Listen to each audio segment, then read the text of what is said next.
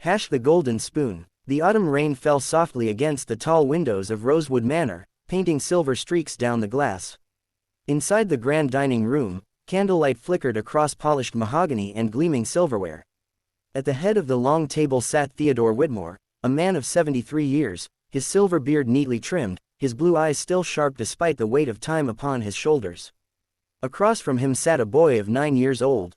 His name was Samuel, and he wore the only clothes he owned, a thin collared shirt that had been washed so many times the color had faded to a pale cream, and trousers that were just slightly too short at the ankles.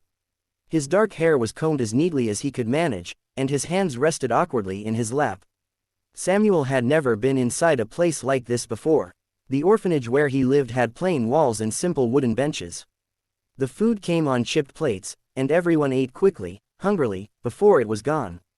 But here, in this vast room with its painted ceiling and crystal chandelier, everything felt different. Everything felt impossible. "Go ahead, son," Theodore said gently, gesturing toward the plate before Samuel.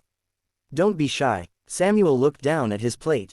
On it sat a perfectly cooked piece of fish, golden and flaky, surrounded by bright vegetables arranged like a painting.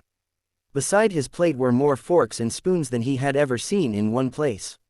He didn't know which one to use. His chest tightened with worry. The old man watched him with patient eyes, saying nothing, waiting. Samuel picked up the largest fork. His hands trembled slightly as he tried to cut the fish the way he had seen people do in the one restaurant window he used to press his nose against on cold nights. But the fork slipped, and a piece of fish skidded across the plate, bumping into the vegetables. Heat rushed to Samuel's cheeks. He waited for the old man to laugh, or worse, to tell him to leave. But Theodore only smiled, a soft, knowing smile.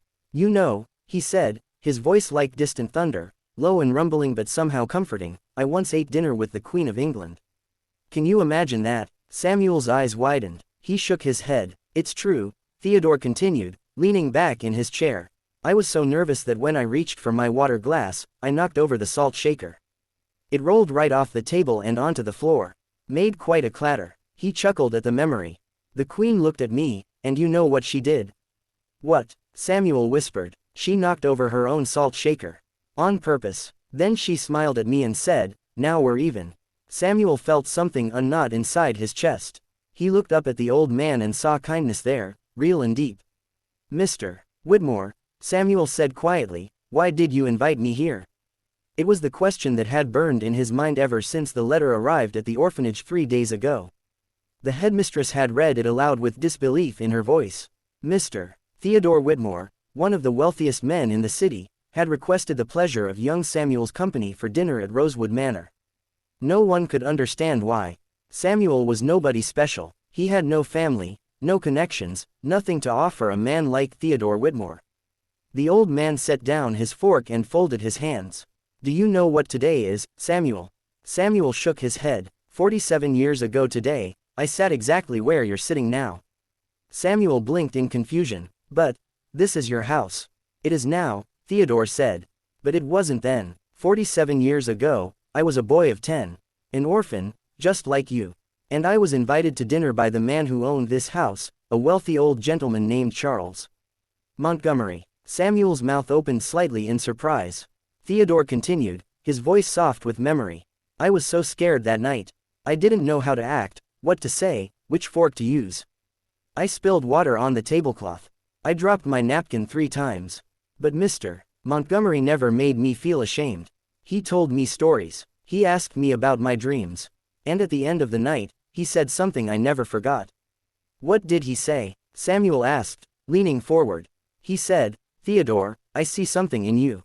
A good heart, a strong spirit. Those things matter more than knowing which fork to use.' Then he offered to pay for my education.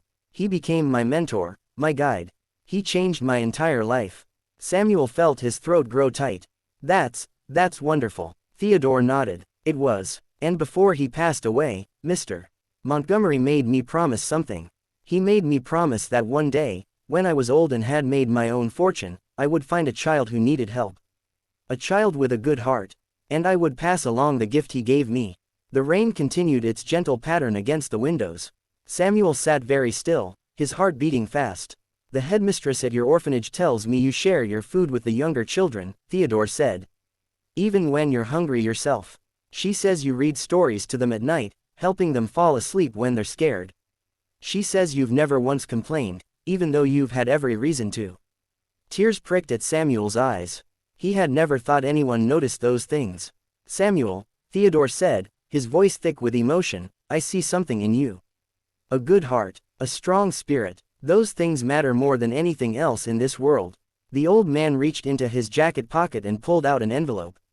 He slid it across the table toward Samuel. Inside this envelope are papers. Adoption papers, if you'll have me. I know I'm old, and I know I can't replace the parents you lost. But I can offer you a home. I can offer you an education. I can offer you a chance to become whoever you want to be. Samuel stared at the envelope, unable to move, unable to speak. This couldn't be real. Things like this didn't happen to boys like him. And someday, Theodore said softly, when you're old and gray like me, I hope you'll find a child who needs help. And you'll pass this gift along. That's how kindness works, Samuel. It doesn't end with us. It ripples forward, touching lives we'll never even know about. Samuel looked up at the old man, and tears rolled down his cheeks. But these weren't tears of sadness or shame. These were tears of hope, of gratitude, of a future suddenly bright with possibility. Yes, Samuel whispered. Yes, sir. I'd like that very much. Theodore's eyes grew misty. He reached across the table and placed his weathered hand over Samuel's small one.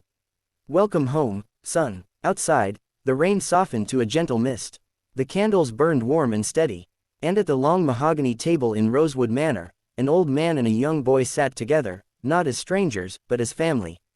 The golden spoon of kindness had been passed to a new generation.